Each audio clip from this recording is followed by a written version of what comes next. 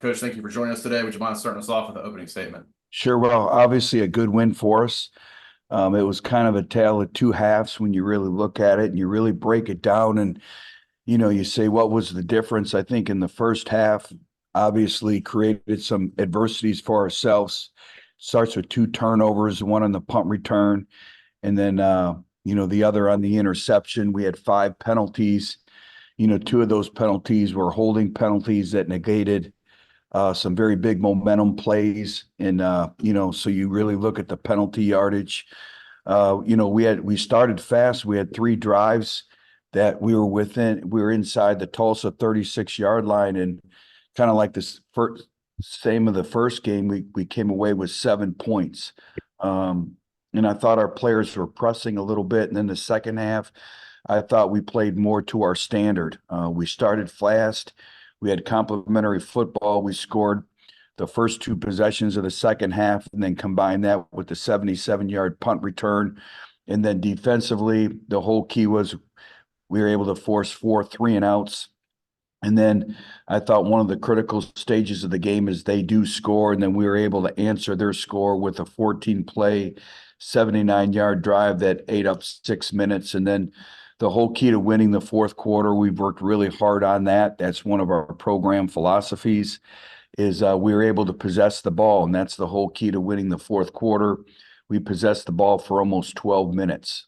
So a tale of two halves, but again, we all kind of know what's at stake the next 2 weeks, and we have to get better in every phase, especially the details in execution. I think that's the big thing, the fundamentals, the footwork, the hands, the eye discipline, all the little things that we'll continue to work on. Start off with Luke. Luke? Well, Coach, you just touched on it a little bit about finishing in the fourth quarter. I know the last few years you've been here, you've been preaching that, you've been preaching that, and you've been preaching that. Here you are, and you got a year where 2 games in a row, you're 2-0, and both games you guys finished in the fourth quarter. How big is that to you in this program moving forward? Well, I think it's big because everything is centered around winning the fourth quarter. We have a fourth quarter program in the off season. We talk about it every single day. It's the focus at the end of the game, all those things. And I think, when you start to have success in that, they start believing in that even more. And, the whole key is possessing the football. And we were able to possess the football in the second half, particularly in the fourth quarter, and then again, complementary football as well. And we'll go over to Charles. Charles, please go ahead. What's going on, Coach? Hey, Charles. McKeelan was out again this week. Any update on when we could see him on the field soon? Yeah, I think it's more, week by week, day by day. He's ahead of schedule right now. Probably don't anticipate him being ready for Michigan right now, but he's doing all that he can, and it's kind of the same deal with Jacob Bear and where he was at. McKeelan's an overachiever.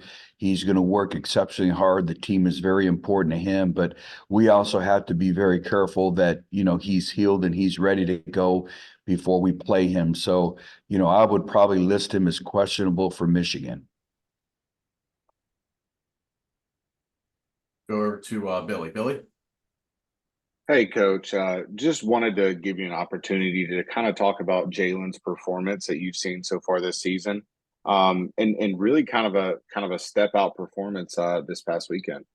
Yeah, I thought Jalen really took some positive steps in moving forward, and I think Jalen kind of fits the criteria of a lot of players on our team of not just being a year older, but a year better. And I thought Jalen managed the game very well. He made good decisions with the football. I thought he was more accurate this week, and I think for Jalen, the biggest thing is making the routine plays routinely. It's like layups. And I thought he completed the deep ball. I thought, the deep ball down our sideline to Adam, that was off of a corner blitz. Those guys were on the same page. They did a great job. Jalen was actually hot, in the protection scheme, and he delivered the football. And I thought, for Jalen, I think the whole key is his pocket mechanics and his footwork and throwing with his feet. I thought he was a little more steadier in the pocket. He was able to set his feet. And I think that's a byproduct of stability in the pocket and being able to have 2.7 seconds to throw the football within that pocket. So, a lot of times how the quarterback plays is a byproduct of everyone around him. But I did think, he made some big plays with his legs. He made some instinctful plays. I thought he played physical. I thought he played tough. And for the most part, he took care of the football as well. I got time for one more from Charles. Charles? Along the same lines, Coach, Justin Parks had a big game this week, 12 tackles and an incredible forced fumble on the goal line. Just talk about the impact he's having on the defense. Well, you kind of make me light up because that forced fumble is something that we practice all the time. We've gone back in the archives. We show videos of everywhere we've been. And everywhere we've been, our teams have really taken pride in that. And I think that's a byproduct of your culture. That's a byproduct of your standard and your effort. And, we've had a few clips to show from Arkansas State, but I promise you that one we'll show continuously because he actually didn't have good body position. He actually missed the tackle, but he didn't stop and he sprinted to the ball. And then here comes the blind pursuit. I think he was violent in the way he raked the ball out. And that was a game changer. That was a game altering play.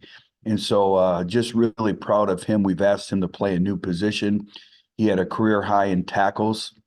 And I think there's a lot of more meat on the bone, so to speak. I think there's a lot that he can get better at as the season progresses, but he's one of our leaders and it's very, very important to him and it shows. Thank you, Coach. Appreciate your time today. Have a good day and a good week.